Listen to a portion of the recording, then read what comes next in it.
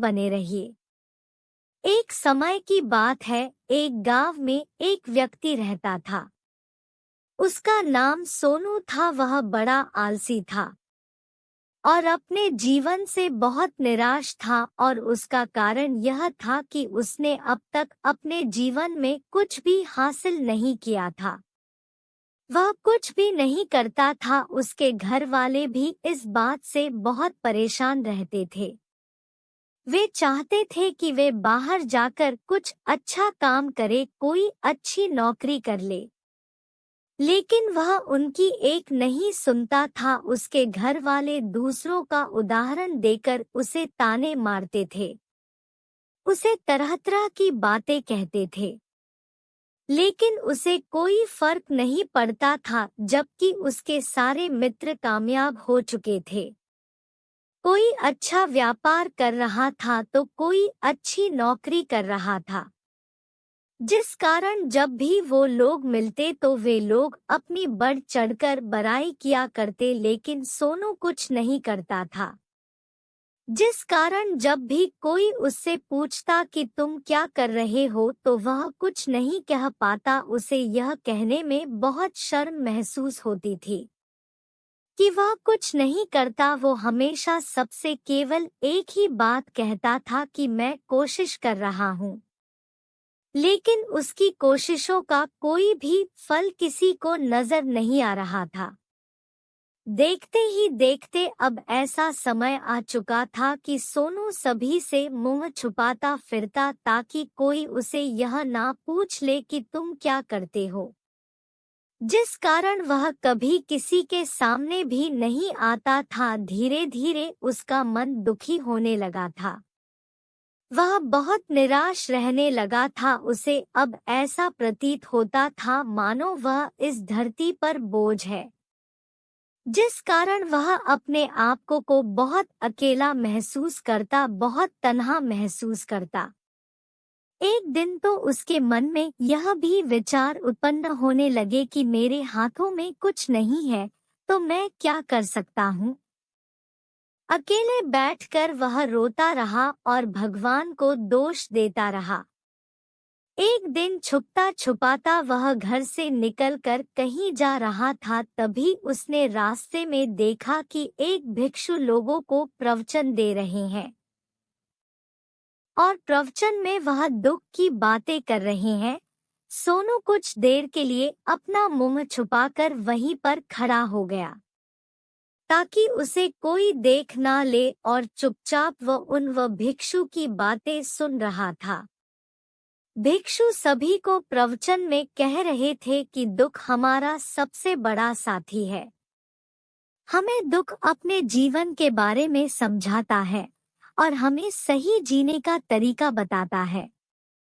यह हमारे गुरु की तरह है, जिससे हमें सीखना चाहिए। आप चाहे तो अपने जीवन में अपने दुखों को अपना गुरु बना सकते हैं और उससे सीख सकते हैं, या फिर आप चाहे तो अपने दुखों पर बैठकर रो सकते हैं, लेकिन इससे आपको कोई लाभ नहीं मिलेगा, बल्कि आप दिन ब दिन और कमजोर होते जाएंगे, निराश होते जाएंगे। सोनू छुप छुपकर उन भिक्षु की ये सारी बातें सुन रहा था। जैसे ही उपदेश खत्म हुआ, वह उन भिक्षु के पास पहुंचा। उन्हें प्रणाम करके वह कहता है, हे महात्मा, अभी आप कुछ देर पहले दुख को गुरु बता रहे थे। आप कह रहे थे कि दुखों से हमें सीखना चाहिए, हमें उन्हें अपना गुरु बनाना चाहिए। लेकिन मैं भी तो अपने दुखों से परेशान हूँ, अपने जीवन से परेशान हूँ। मैंने अब तक जो दुख झेला है, मुझे तो कभी ऐसा प्रतीत नहीं हुआ कि मेरे दुख मुझे कुछ सिखा रहे हैं, बल्कि मुझे तो हमेशा यही लगता है कि वो मुझे पीड़ा दे रहे हैं, तकलीफ दे रहे हैं।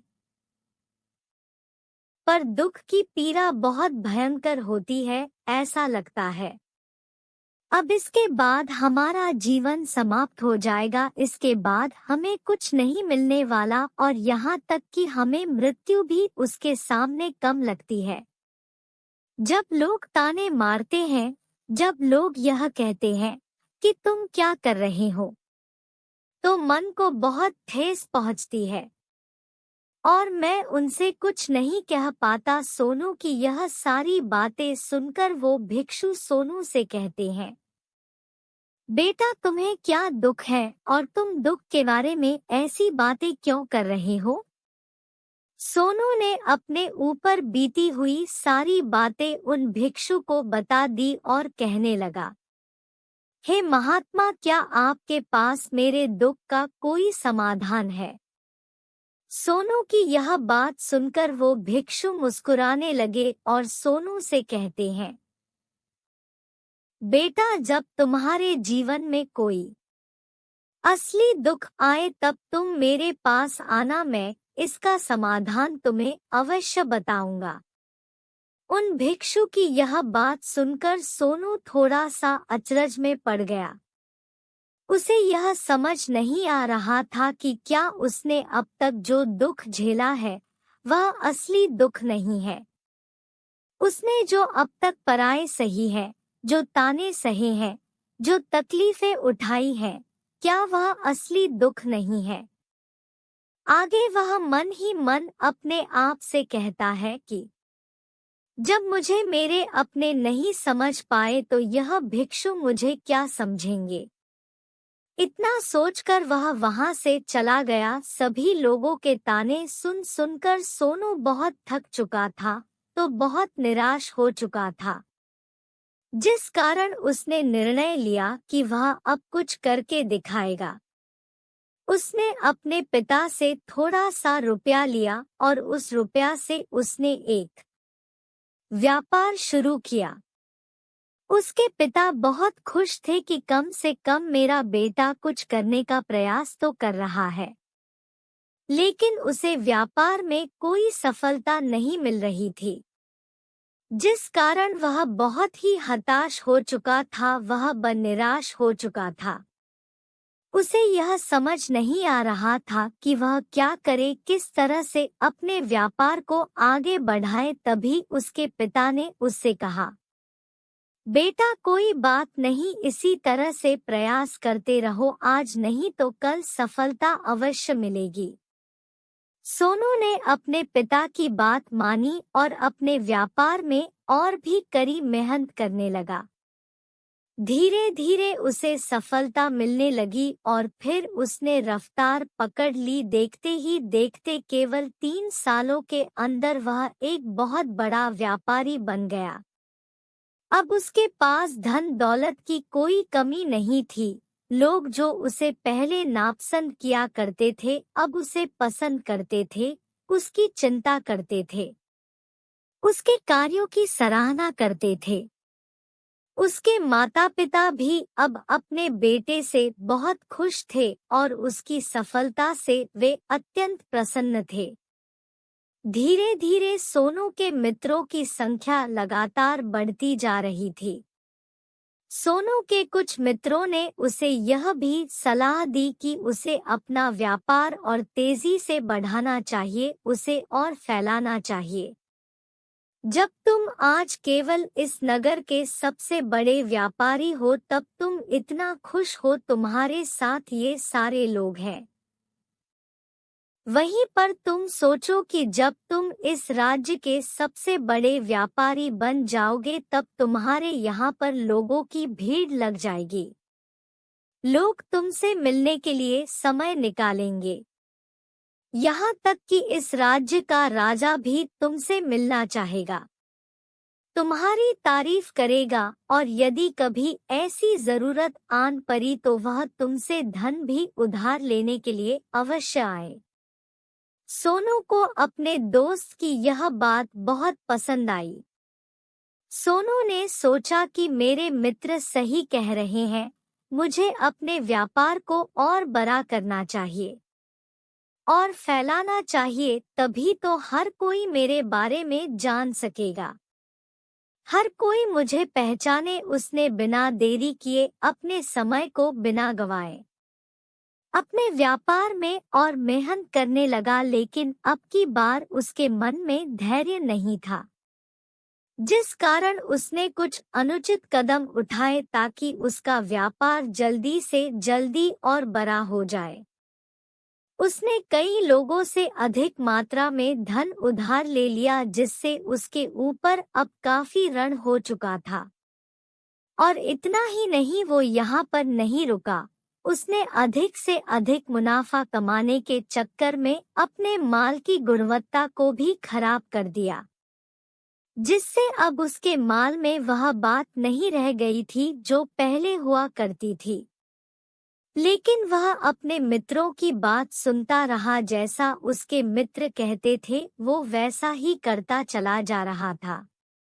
यहाँ तक कि उसने अपने व्यापार को और भी तीव्रता से बढ़ाने के लिए अपने दूसरे छोटे व्यापारियों के खिलाफ षड्यंत्र भी रचने शुरू कर दिए, जिस कारण उसके मन में अब पहले जैसा वह सुकून नहीं था। उसे अब रातों को नींद नहीं आती थी, वह केवल एक ही विचार में लगा रहता था कि किस तरह से उसका व्यापार पूरे राज्य में फैल जाएगा और वह इस राज्य का सबसे बड़ा व्यापारी बन जाएगा, जिस कारण वह दिन रात केवल इसी मेहनत में लगा रहता। वह किसका व्यापार जल्दी से जल्दी और बड़ा हो जाए। हालांकि उसके पास अब सब कुछ था, धन दौलत, अच्छा घर, गाड़ियां, नौकर चाकर, सभी सुख सुविधाएं, लेकिन उसके बावजूद भी वह उन चीजों का लाभ नहीं उठा पा रहा था, क्योंकि उसका पूरा ध्यान केवल अपने व्यापार को और उन्नति पर ले जाना था। एक दिन सोनू अपने रथ पर बैठकर एक मार्ग से होकर गुजर रहा था। तभी रास्ते में उन्हें गुरुवर का आश्रम पर यह देखकर वह उन भिक्षु के पास गया और भिक्षु से कहने लगा, हे महात्मा, आपने कहा था कि जब मेरे जीवन में कोई असली दुख आए तब मैं आपके पास आऊं, इस कारण मैं यहाँ पर आया हूँ। आज मैं बहुत दुखी हूँ, मैं रातों को सो नहीं पाता, मेरे पास सब कुछ होते हुए भी मैं उनका लुत्फ नहीं उठा पाता। उसने अपनी सारी बातें एक एक करके उन भिक्षु को बता दी। तभी वह भिक्षु सोनू से कहते हैं, बेटा, जब तुम पहली बार आए थे तब भी तुम बहुत दुखी थे, लेकिन तब तुमने अपने दुख से क्या सीखा था? इसके जवाब में सोनू उन भिक्षु से कहता है, हे महात्मा, जब मैं अपने जीवन में कुछ नहीं कर पा रहा था तब मैंने अपने दुखों से यह सीखा था कि केवल सोचने मात्र से कुछ नहीं होगा, उसके लिए हमें कुछ करना भी पड़ेगा। और केवल कोई कर्म करना ही हमें सफल नहीं बनाता, बल्कि उस कर्म को उसके अंजाम तक पहुंचाना हमें सफल बनाता है।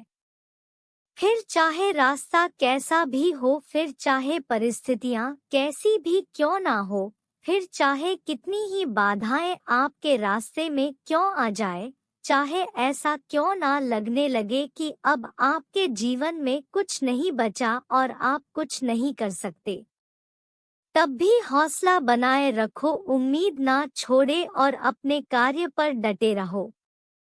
यह सोचकर कि जब तक मैं अपने कार्य को सफल नहीं कर लेता, जब तक मैं अपने लक्ष्य तक नहीं पहुंच जाता, तब तक मैं इस कार्य को करता रहूंगा। मैं इस कार्य में अवश्य सफल होकर ही रहूंगा।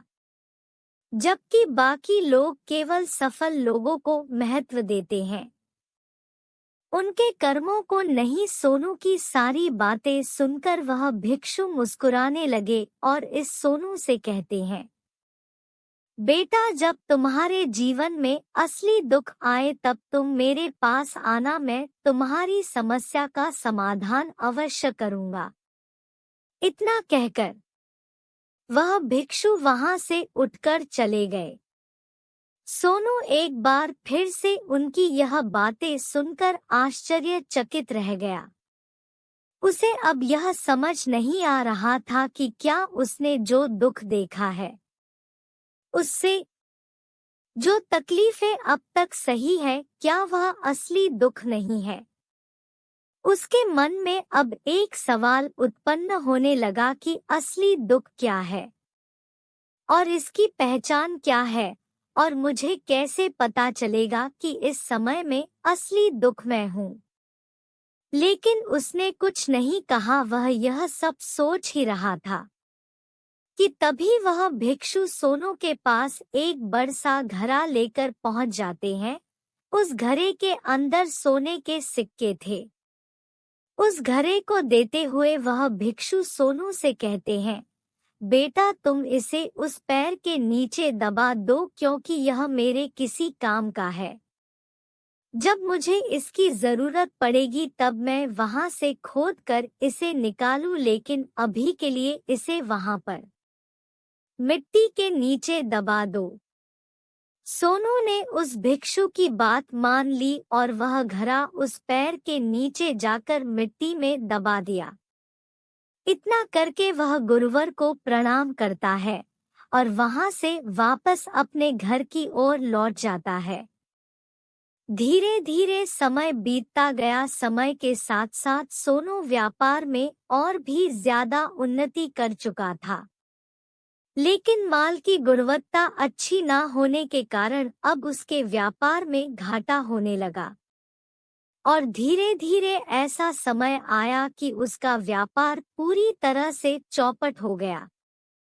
अब उसके पास कुछ नहीं बचा था, बल्कि उसने जो कर्जे लिए थे वो कर्जे भी अब उसे चुकाने थे।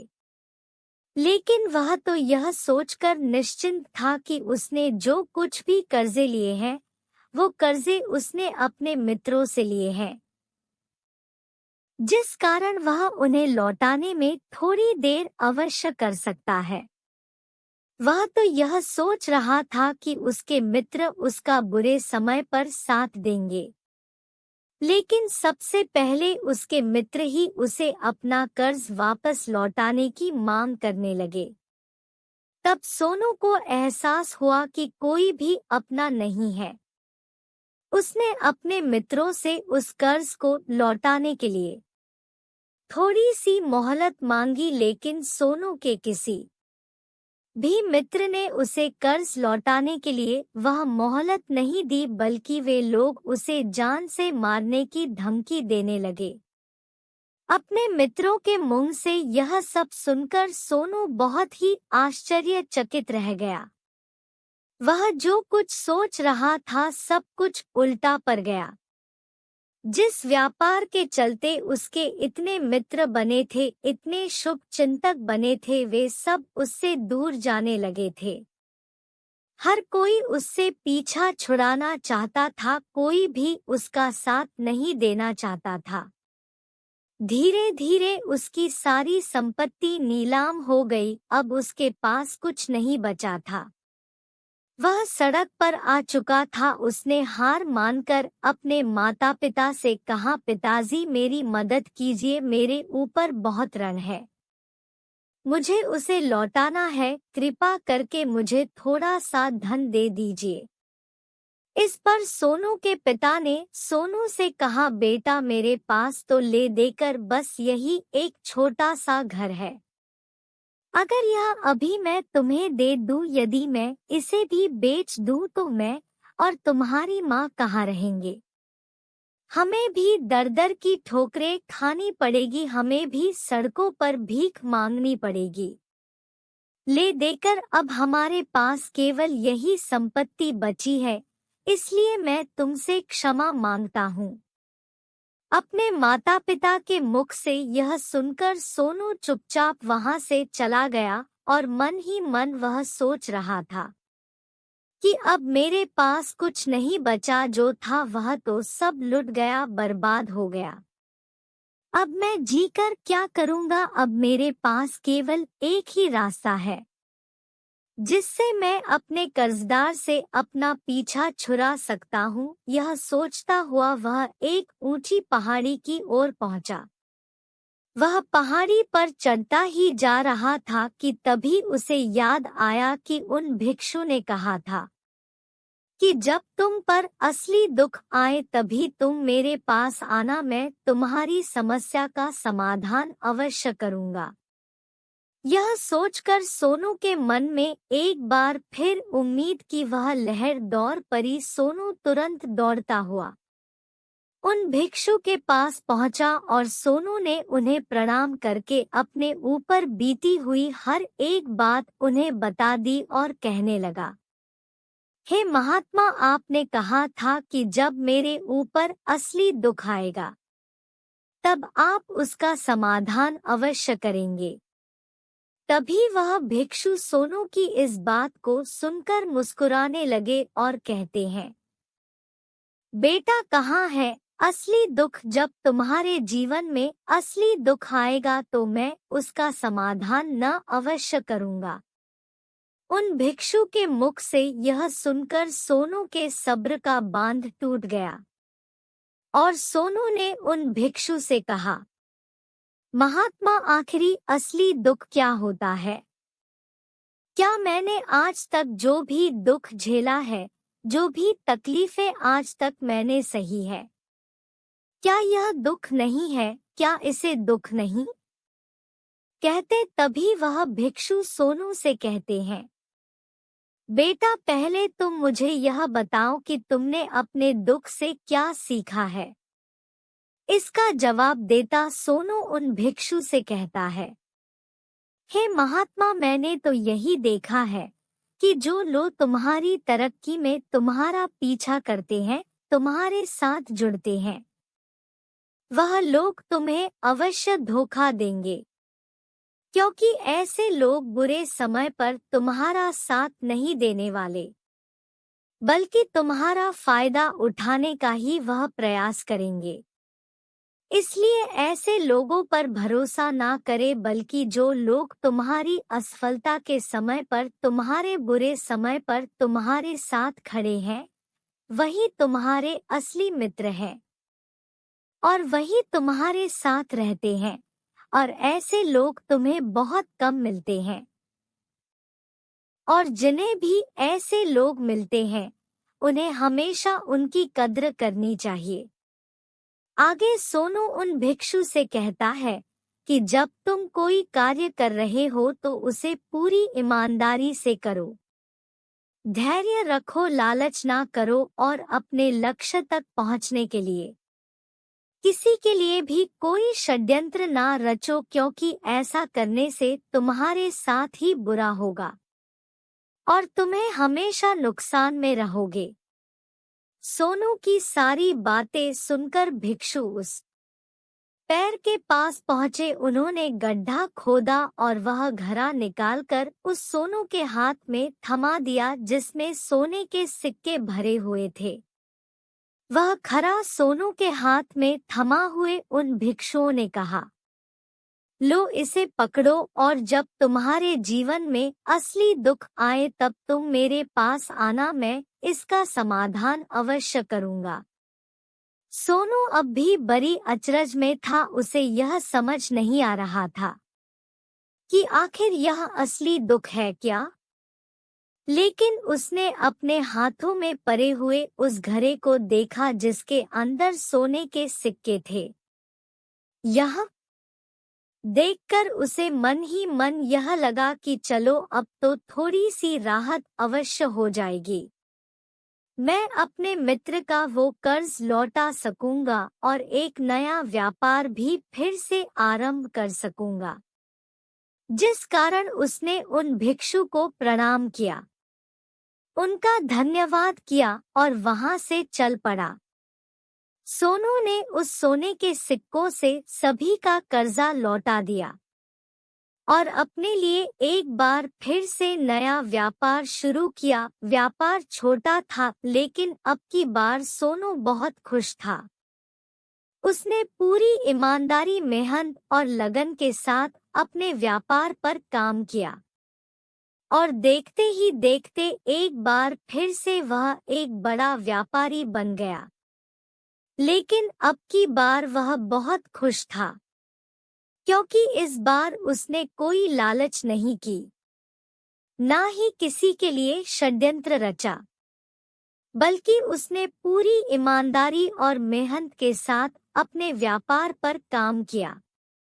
लेकिन जैसे जैसे आप धनी होते जाते हैं, जैसे जैसे आप अमीर बनते जाते हैं,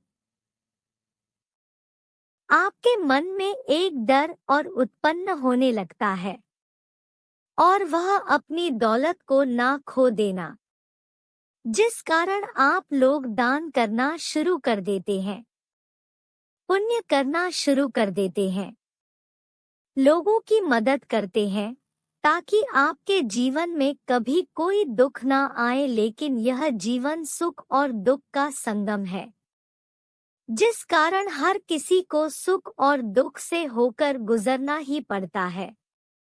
इसी वजह से एक बार फिर से सोनू के जीवन में एक और दुख उत्पन्न हुआ। अब की बार उसके माता और पिता दोनों की मृत्यु हो गई। सोनू अपने माता पिता से बहुत प्रेम करता था, जिस कारण उसके मन को बहुत गहरा आघात पहुंचा। जब आखिरी बार वह उन्हें देख रहा था, तो उसके मन में हजारों सवाल उत्पन्न होने लगे। वह अपने घर लौटा। घर लौटकर उसने देखा कि जिस संपत्ति के लिए वह हमेशा लड़ते झगड़ते रहते थे, आज उसकी देखभाल के लिए कोई नहीं था। उसके माता पिता ने जो भी मेहनत की, जो भी अपने जीवन में इकट्ठा किया, सब यही रह गया। लेकिन अब सब कुछ हो चुका था और सोनू का मन अब बहुत बेचैन हो रहा था। उसके मन में हजारों सवाल उत्पन्न हो रहे थे और वह अपने आप को बहुत अकेला महसूस कर रहा था। उसे बहुत खाली सा महसूस हो रहा था। उसने इधर-उधर देखा, लेकिन उसे कुछ समझ नहीं आया। तभी उसे उन भिक्षु की याद आई। वे तुरंत ही भागा भागा उन भिक्षु के पास पहुंचा। उसे देखते ही उन भिक्षु ने सोनू से सवाल किया और कहा, क्या बात है बेटा, क्या कोई फिर से दुख आन पड़ा? तभी सोनू ने कहा, नहीं गुरुदेव, अब तो सब ठीक है, लेकिन आज मेरे माता पिता की मृत्यु हो गई और मैं बहुत अकेला महसूस कर रहा हूँ। मैं बहुत दुखी महसूस कर रहा हूँ, जैसे कुछ खाली सा है, जैसे कुछ अकेलापन सा। तभी वह भिक्षु सोनू से कहते हैं, बेटा, इसमें दुखी होने वाली बात क्या है? यह तो जीवन है। एक दिन तो सभी को जाना है। यहाँ पर कोई भी रहने नहीं आया और ना ही कोई रहेगा। हम सब एक ना एक दिन मृत्यु को प्राप्त हो ही जाएंगे, और मृत्यु कब आएगी यह किसी को नहीं पता हो सकता है, कि तुम्हारी मृत्यु कल ही हो जाएगी या फिर आज।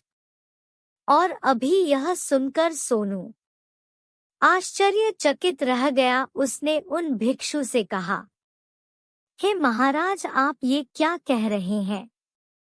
मैं तो अभी जवान हूँ और मुझे तो अभी अपनी पूरी उम्र जीना है। मैं तो जीना चाहता हूँ, कुछ करना चाहता हूँ, और आप कह रहे हैं कि मैं कभी भी मृत्यु को प्राप्त हो सकता हूँ। इस पर वो भिक्षु सोनू से कहते हैं, बंदे, इस भ्रम में मत रहना कि मृत्यु केवल बूढ़े को आती है। बूढ़ों के सामने तो उनके जवान बच्चे तक मर जाते हैं। मृत्यु कभी किसी की उम्र देखकर नहीं आती और ना ही किसी को बताकर आती है। उन भिक्षु के मुख से यह सारी बातें सुनकर सोनू और भी ज्यादा बेचैन हो गया और वह चुपचाप वहां से चला गया। उसके मन का वह खालीपन अब भी वैसे ही था। वह भी अपने आप को बहुत अकेला महसूस कर रहा था। उसके बाद से उसका मन अपने व्यापार में भी नहीं लगता। जब भी वह कोई कार्य करता तो उसके मन में ढेर सारे प्रश्न उठने लगते हैं। वह क्या कर रहा है, क्यों कर रहा है, और उसने इस कार्य को क्यों किया? उसके मन में अब एक और प्रश्न उत्पन्न होने लगा था, क्या हम यहाँ पर केवल इसीलिए आते हैं कि इस जीवन को भोगे और एक दिन मृत्यु को प्राप्त हो जाए? वह यह समझ नहीं पा रहा था कि जीवन का असली मतलब क्या है। उसने कई विद्वानों से पूछा, अपनी तरफ से जो मुमकिन हो सकता था खोजबीन की, लेकिन उसे कोई भी जवाब नहीं मिल पा रहा था। और जब उसे कोई जवाब नहीं मिला तो उसका दुख और भी बढ़ गया, जिस कारण उसके मन की बेचैनी और भी बढ़ चुकी थी और उसे यह समझ नहीं आ रहा था कि वह क्या करे, कहाँ जाए, किससे पूछे। तभी उसे फिर से उन भिक्षु की याद आई। वे एक बार फिर से उन भिक्षु के पास पहुंचा और उसने अपने मन की सारी बातें उन गुरुवर को बता दी। तभी वो भिक्षु मुस्कुराने लगे और सोनू से कहते हैं, बेटा, आज पहली बार तुम्हारे जीवन में असली दुख उत्पन्न हुआ है। वास्तव में तो यही है जिसे हम दुख कह सकते हैं, जो दुख कहलाने लायक है कि हमें पता ही नहीं हम क्या कर रहे हैं, कहाँ जा रहे, क्यों जा रहे हैं, वो कौन है, क्या है, क्यों है, हम क्या करना चाहते हैं। तभी सोनू ने कहा, हे महात्मा, मेरे इस दुख का समाधान कीजिए, मुझे इस दुख का निवारण दीजिए। तभी वह भिक्षु सोनू से कहते हैं, हम सबके अंदर क्रोध, लालच, लोभ जैसी कई वासनाएं हमारे अंदर घर करके बैठ जाती है, जिस कारण हम अपने जीवन को टुकड़ों में जीते हैं और हमारी चेतना कभी एक नहीं हो पाती। हम कभी एक जगह सोच नहीं पाते, समझ नहीं पाते और हमारी ऊर्जा शक्ति भी पूरी तरह से छिन्न भिन्न हो जाती है। और आजकल के इस दौर में हमारे पास तो इतना भी समय नहीं कि हम एक पल निकाल करके, एक पल के लिए मुड़ कर अपने आप को देख सके, अपने आप को समझ सके। वास्तविकता में हर कोई यहाँ पर अपने जीवन केवल दुख दुख कहकर चिल्लाता रहता है, उसका समाधान निकालने का हर मुमकिन प्रयास करता है, लेकिन जिसे हम दुख समझते हैं वह तो दुख है ही नहीं, तो इसका समाधान आपको कहाँ से मिलेगा। यह तो परिस्थितियां हैं जिसके कारण हम अपने आप को दुखी समझते हैं, अपने आप को तकलीफ में समझते हैं। जैसे हम एक परिस्थिति से निकलते हैं, हम किसी दूसरी परिस्थिति में फंस कर रह जाते। जिस प्रकार हम पहली समस्या का सामना करते हैं, उसी प्रकार हम दूसरी समस्या का भी सामना करते रह जाते हैं। और जब हम इन परिस्थितियों से हार मान लेते हैं, जब हमें लगता है कि अब कोई रास्ता नहीं बचा, तब हमारे सामने हमें केवल एक ही रास्ता नजर आता है और वह है मृत्यु। लेकिन यह कोई समाधान नहीं है, यह कोई रास्ता नहीं है। इसलिए यदि आप सचमुच अपनी समस्याओं का समाधान चाहते हैं तो अपने आप को इकट्ठा करना सीखें, अपनी ऊर्जा को इस संसार में वापस कीजिए, उसे एक कर और अपने ऊपर ध्यान लगा। मृत्यु से पहले अपने आप को पहचानो, अपने आप को जानो, अपने आप को बिखरने ना दो। तभी सोनू उन भिक्षु से कहता है, हे महाराज, तो क्या हमें इस जीवन को नहीं जीना चाहिए? क्या हमें अपनी इच्छाओं को नहीं पूरा करना चाहिए? तभी वह भिक्षु सोनू के इस सवाल का जवाब देते हुए कहते हैं कि हमें किसी से भी लगाव नहीं रखना चाहिए, हमें अपनी इच्छाओं को मार देना चाहिए, हमें संपत्ति इकट्ठा नहीं करनी चाहिए, क्योंकि हम मनुष्य की इच्छाएं, कामनाएं, वासना ऐसे होती है जैसे मानो कि एक पर्वत से गिरता हुआ झरना जिस पर किसी का नियंत्रण नहीं सिवाय देखते रहने के और परेशान होने के, लेकिन जब तुम अपने ऊपर ध्यान देने लगते हो तब तुम अपने आप को पहचान जाते हो, समझ जाते हो, तब तुम इस पर नियंत्रण पा सकते हो। तब इच्छाएं भी तुम्हारे वश में होती है और फिर तुम चाहो तो उन इच्छाओं पूर्ति भी अवश्य कर सकते हो। गुरुदेव की यह सारी बातें सुनकर सोनू ने गुरुदेव से कहा है, महाराज आपका बहुत बहुत धन्यवाद, आपने मेरी सबसे बड़ी समस्या का समाधान आज कर दिया है। मैं आज से अपने आप को एकत्रित करूंगा। गुरुदेव, मानव शरीर में बहुत ऊर्जा है, बहुत शक्ति है, पर वह बेकार के कामों में लग जाती है, जिस कारण हमारा जीवन भी बेकार की चीजों में लगा रहता है। लेकिन हम कभी भी इस पर अपना ध्यान नहीं देते, हम कभी भी अपनी ऊर्जा को केंद्रित नहीं करते, अपने ऊपर कभी ध्यान नहीं देते। हमारा जीवन भी कुछ ऐसा ही है। हम अपने जीवन में हमेशा अपने आप से ऊपर वाले से सवाल करते रहते हैं कि हमारे जीवन में इतना दुख क्यों है। हम सभी के मन यह सवाल तो अवश्य ही उठता है और इसका जवाब है कि वह ईश्वर यह चाहता है कि हम अपने जीवन के अंतिम दुख तक पहुंच सके, उस गहराई तक पहुंच सके जहां पर हमें यह पता चल सके कि हमने अभी तक अपने आप को नहीं जाना, अपने आप को नहीं पहचाना। मानव शरीर के अंदर जो ऊर्जा है, जो शक्ति है, उसके बारे में हम अभी तक नहीं जानते। हम अपने आप को चाहे तो एकत्रित कर सकते हैं, अपने आप पर नियंत्रण पा सकते हैं, लेकिन हम अपनी इस ऊर्जा का बेअर्थ उपयोग करते रहते, व्यर्थ की चीजों में लगा देते, जिस कारण हम अपने आप को कभी नहीं पहचान पाते और ना ही कभी अपने आप पर नियंत्रण पा सकते हैं।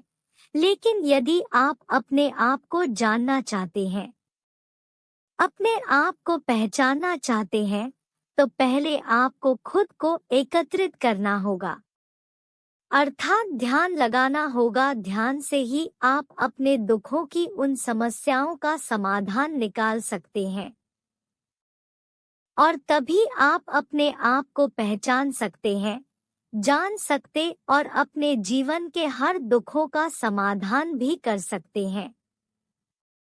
इस वीडियो को बोलते समय कोई त्रुटि हो तो मैं क्षमा चाहती हूँ। उम्मीद आप सभी को यह वीडियो अच्छी लगी होगी। अगर आप लोगों को कहानी के माध्यम से कुछ सीखने को मिली है तो चैनल को सब्सक्राइब और वीडियो को लाइक करके कमेंट में अपना राय जरूर दें। धन्यवाद। आपका दिन शुभ हो।